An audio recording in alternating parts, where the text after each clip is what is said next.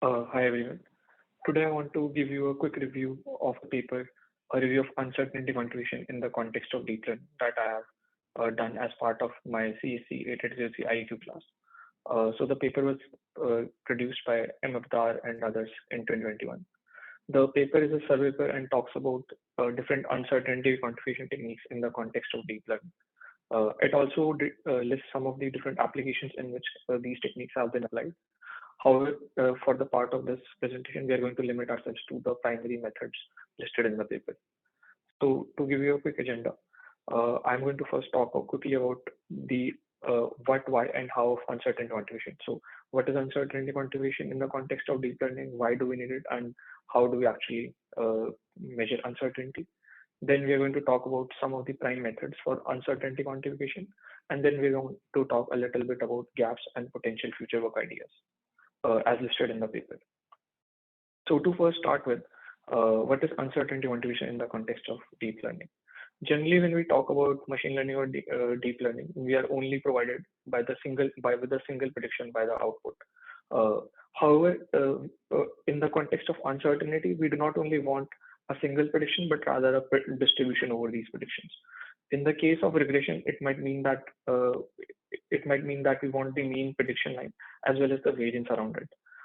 Similarly, in the case of classification, it might mean that along with the target label, we also want the confidence in that label. Moving on. So essentially, when we look at uncertainty quantification in the context of deep learning, we want not only the prediction from the model, but also the confidence of the model in that prediction. Uh, and there are two main types of uncertainty involved. There is aleatory uncertainty, which is the uncertainty from the data or the process itself. And then there's the epistemic uncertainty, which is the uncertainty from the model. And in the limit of infinite data, it vanishes. Now, why is uncertainty quantification important for deep learning? So as we all know, deep learning models are being used today to make very high stakes decisions. Now, to set you up with a motivation example, let's assume we have trained a classifier to classify an image as cat or dog. However, in real time case, the classifier is presented with an image such as a ship, which is totally different from its original training data set. Essentially, we have seen out of distribution shift. So the test data distribution does not match the original train distribution. In spite of such a distribution shift, our classifier would provide us some values for the probability of the image being cat or dog. And it might even tell us these values very confidently. So in such cases, we want to have a notion of confidence that the model has in its prediction, uh, because only then we can use the model outputs in a reliable manner. So essentially, we want this uncertainty quantification to rationalize the decisions being made by deep learning and remove the black box model approach. Now moving on to the different methods for uncertainty quantification for deep learning. So we're going to primarily talk about two kinds of methods, the Bayesian methods and the ensemble class of methods. So to start with, Bayesian methods. So to give you a brief idea of the Bayesian methods, uh, generally when we talk about neural networks, we talk about deterministic neural networks. That is, we have one point estimate for each of the weights of the neural network. However, when we talk about Bayesian neural networks aim to have a distribution of the neural network weights or parameters for each of the weights. Now, how do we actually accomplish this? This is accomplished by looking at this problem under the lens of probabilistic machine learning. So first we model the joint distribution over the target and parameters or weights of the neural network. Then we can use it to calculate the posterior of the parameters given data. Uh, and come the time of testing and inference, we can marginalize over the same posterior to get at my prediction. However, generally what happens is that the calculation of this posterior is intractable because there's a denominator involved in the calculation, which involves a very high degree of integration or very high computational cost. So in such cases, we generally approximate the posterior. As I see it, there are mainly two kinds of approximation mechanisms. First is that you sample from the posterior and then the samples from the form an approximation measure. Secondly, you can also form local surrogate approximations around the posterior, which might also serve as approximation. So for the sampling mechanism, we are going to talk about Monte Carlo dropout and Monte Carlo Markov chain. While for approximation mechanisms, we are going to talk about variational inference and Laplace approximation. Now moving on, what is Bayesian method? So when we are talking about Monte Carlo dropout, we immediately think of dropout. Generally, dropout is used as a regularizer for neural networks. The idea there is that you drop some neurons in the hidden layer basis of probability distribution, do the forward pass, do the backward pass, and ignore, and there is no dropout during testing, and the weights are just scaled.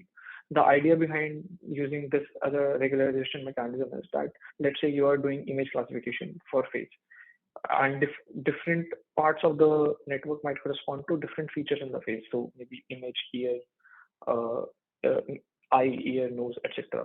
So even if I turn off the feature corresponding to nose with the information from eye and ear, I still might be able to classify it as my face. So this is the regularization mechanism.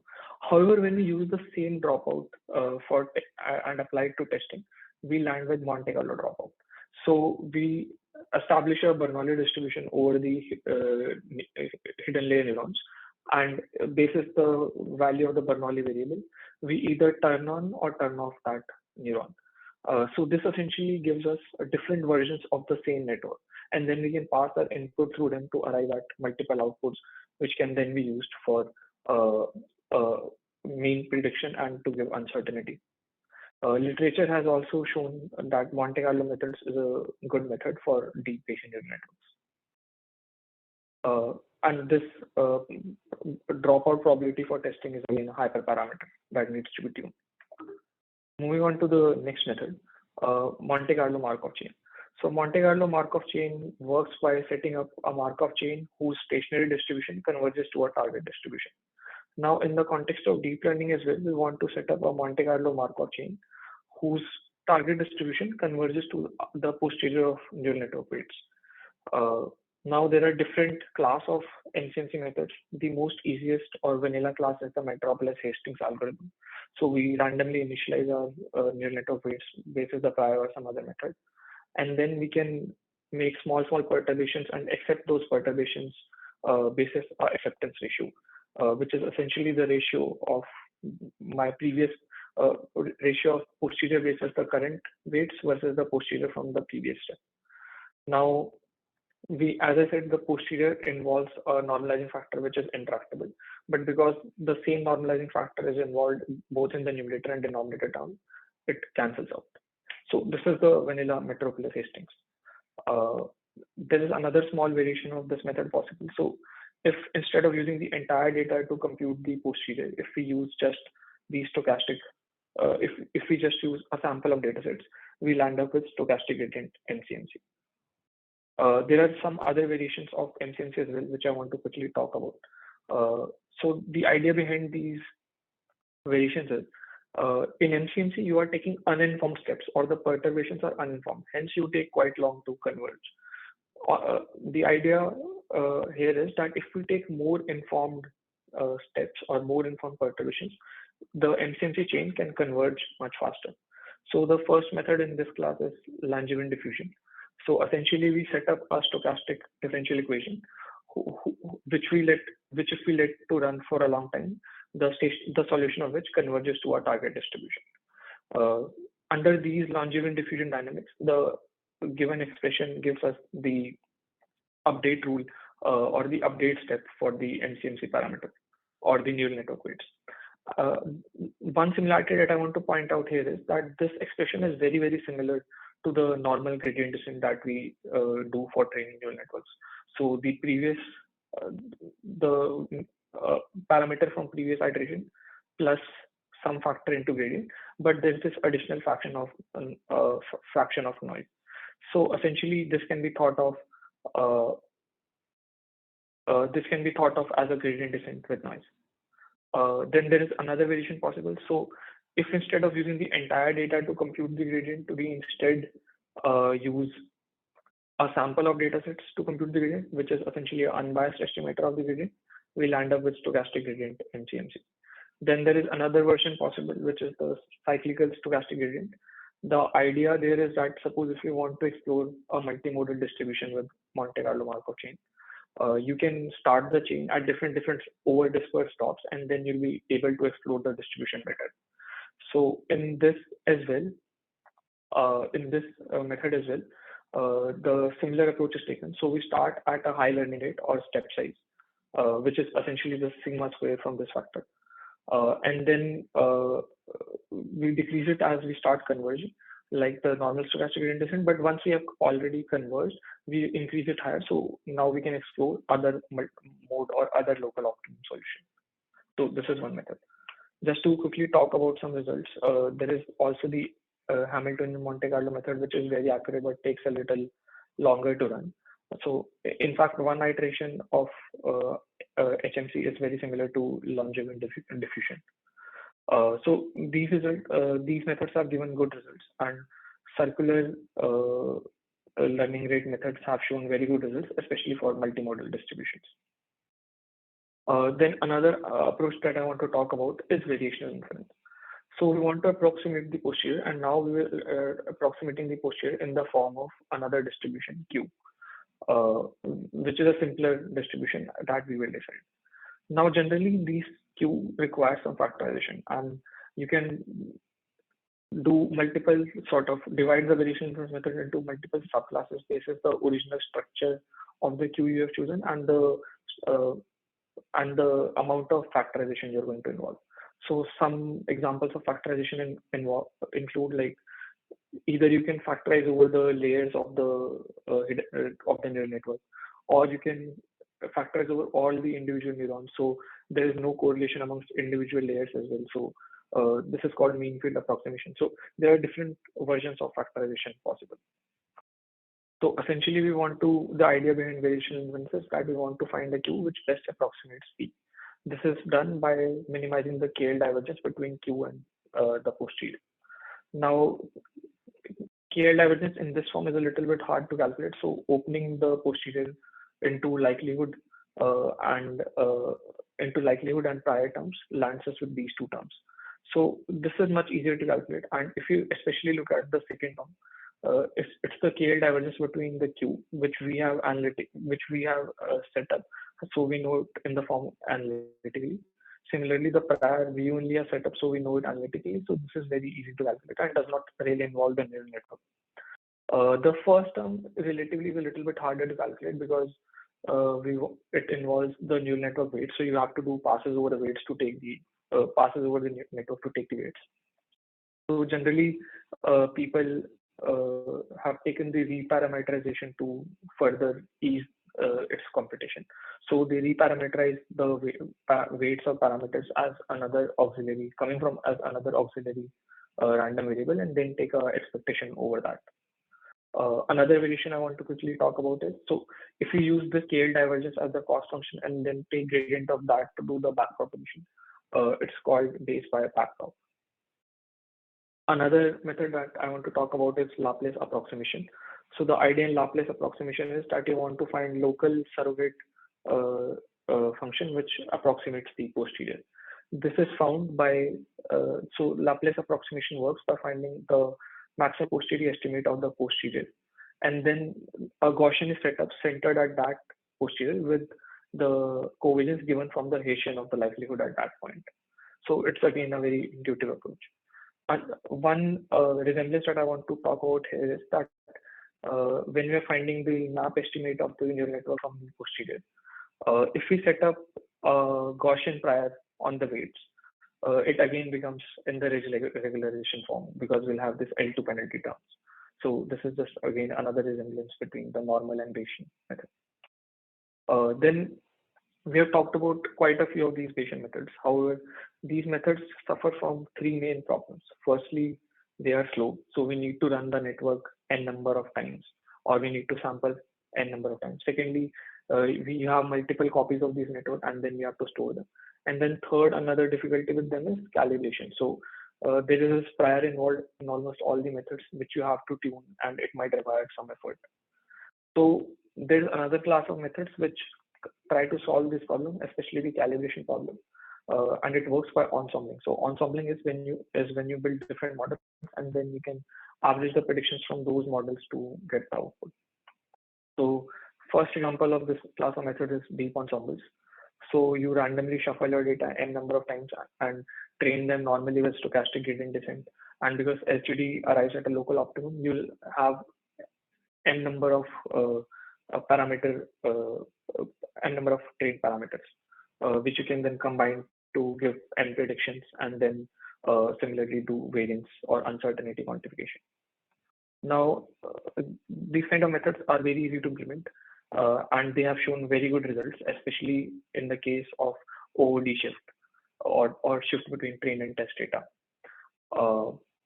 And some literature has also shown that while variational inference captures uncertainty around local optimums, while ensembles capture uncertainty around different modes of the distribution. So yeah, but like Bayesian methods, these methods too are very time consuming and computationally intensive. So there is this another class of method, evidential deep learning, which is relatively quicker and does not that much memory and computationally efficient. So the idea behind ensemble learning is that you find different versions of the network, and then basically those versions of the network give you a distribution over the model parameters. So let's say you have a self-driving car and you have modeled your target variable as and you're modeling how much you have to steer the car, and you have modeled your target variable as coming from a normal distribution with mean mu and noise sigma square. So either you can build the network multiple times with deep ensemble and get multiple multiple samples of these mu and sigma square, or we can assume the idea behind evidential deep learning is that we assume that these parameters themselves come from a higher order evidential distribution, and the network is then trained to predict the parameter of these higher order evidential distributions, from which then you can sample multiple times to arrive at different estimates of the target parameters mu and sigma square as shown here. So this work was introduced. There has been some work done on this for deep evidence classification and deep evidence regression. I am using the deep evidence regression paper given by Amini and others in Neuro IPS 2020 for my project. So the limitation of this work is that some of these models, especially if I talk about the regression model, assume that the target variable comes from a specific class of distribution, so normal distribution in this case, which might not necessarily fit into all the use cases. So we have to be mindful of that. But yeah, it gives an analytical solution of uncertainty and is much quicker. Then moving on, just a quick review. So we have quickly talked about the different Bayesian and ensemble methods possible for uncertainty quantification in the context of deep learning. Now, as I see it, all of these methods have their own pros and cons. So Monte Carlo dropout and deep ensembles are the quickest to implement and generally give good results. However, they are very memory intensive and computationally intensive. Similarly, MCMC also gives very accurate results, especially HMC method or Hamiltonian Monte Carlo. However, MCMC takes a long time to converge. Then there is the variational inference, which is relatively quicker, but however, the approximation degree might not be suitable sometimes, and the approximation might not be as good as required. So we need to be mindful of that. Now, I'll quickly mention the gaps in future work ideas that the original paper mentions. So firstly, the paper points out that there has been limited work for unsupervised deep learning models, and generally the work has been more focused towards the supervised methods. Also, similarly, UQ work for conventional machine learning models has been limited as well. Then, because deep ensembles have shown good results, there is work going on efficient ensembles, and there is also work going on modeling the neural network as deep Gaussian process. So I'm not entirely sure about this, but the idea here is that if you have a very wide neural network, you can model the joint density of these neural network weights as a multivariate normal joint density, which is essentially a Gaussian process. So there have been other methods all listed in the paper which I've not talked about, like variational autoencoder or Bayesian active learning and reinforcement learning, but you can refer them from the original paper. And I'm also attaching some of the key references and good references I found. Thank you.